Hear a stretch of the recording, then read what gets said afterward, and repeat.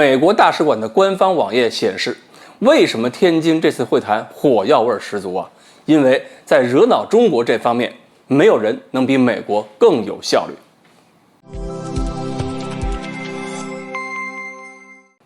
各位网友，大家好，我是刘小飞。昨天呢，我们这期节目说过了，中美之间的这次天津的会谈呢，火药味特别重。大伙儿一看那个中方的报道，就知道谈得不愉快，因为所有报道说的都是咱们谢副部长讲了什么。中国对美国的态度呢，原文是什么，基本没怎么说，就是我们对美国的态度进行了强烈谴责。而美国人在谈判桌上的观点具体内容，一直我们在等着看有没有具体消息。结果美国驻华大使馆网站上官网上昨天就把美国的谢尔曼的这个发言内容公开出来了。然后我看完这个发言内容就明白了，为什么中国外交部官方媒体没有直接说美方的观点是什么。说句不好听点的，简直就是给美国人留了面子，怕中国老百姓再去把美国大使馆砸上一遍。因为美国大使馆的官网怎么写的呢？说谢尔曼在谈判桌上对中国拿出的态度，那就不是谈判呢。一开始的这个陈述观点，这简直就是来审判、来问罪的。我们来看一下大使馆的原文怎么说的，我念一段啊。他提出我们对人权的关切，什么这个新闻自由的剥夺、网络空间、台湾海峡两岸、东海、南海等美方的相关关切，这是展示健康的竞争力吗？这不是来谈判的，这是来踢馆的呀。所以中国不可能不发怒。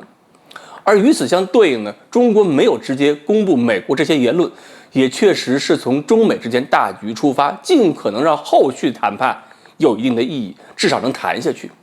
而且呢，根据美联社报道呢，谢尔曼面对中国的愤怒态度也不是从头到尾一直强横，就在中方反驳之后呢，还是说过一些我们能够接受的观点，比如说美方最后还是寻求竞争而不对抗。虽然谢尔曼的那些话纯属寻求对抗。美联社对这次会谈的报道是这么说的：美国不能指望合作的同时还压制中国的发展。谢尔曼否认了这一指控。这个否认说明美国也不敢直接明说我们就要遏制中国。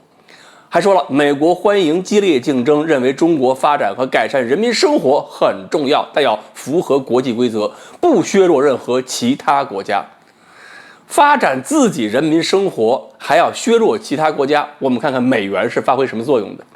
然后呢，华盛顿邮报的报道也很有意思，说经过这一轮交锋中美之间的关系出现了轻微的解冻。这个观点跟我们以前所感受的完全不一样，他谈到了解冻。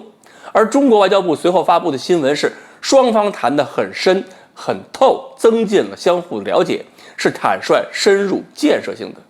如果不是后边出现了建设性三个字，那么我们对什么叫很深很透、增进相互了解，又要用一些经典的名场面去解释了。那么有一种可能是什么？就是谢尔曼的话呢，必须反映的是美国国内两派的势力，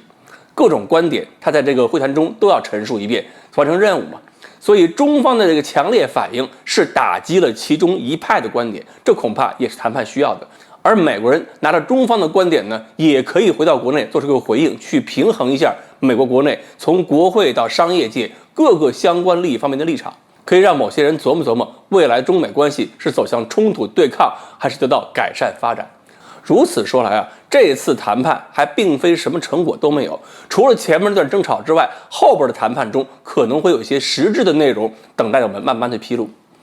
这也充分说明，在谈判桌内外，中国是实实在在想给中美关系设立一个美国人所说的护栏。没有这种护栏的话，你就没法遏制住美国干涉的欲望，也就没法通过自己的实力去阻止美国冒险。如果是遏制不住美国的干涉欲望和冒险的那种心态，那中美之间也就不会有什么更多的开诚布公的高层的会谈了。好，关于美国大使馆所披露的天津会谈中美方的态度究竟是什么，我们今天呢就说到这里，欢迎大家继续收看我们的栏目，我们下期再见。